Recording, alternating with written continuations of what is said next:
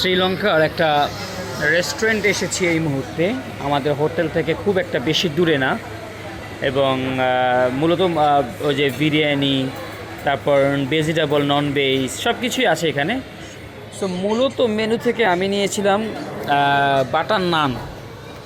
Butter নান নিয়েছি 4টা, আর কারি নিয়েছি লাইক ঝোল সহ আর কি, খাসির।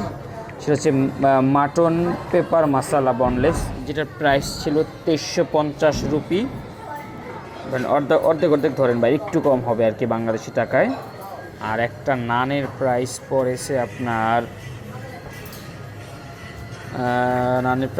আপনার লাইক কি বলে, নানের প্রাইস পড়েছে 450 রুপি। 4টা নিছি, দেখি কেমন হয় টেস্ট। এই যে আমার দোষটা দিয়ে দিল আন্দাজে। ভাই আমি তো আপনাকে অপশন দিয়েছি,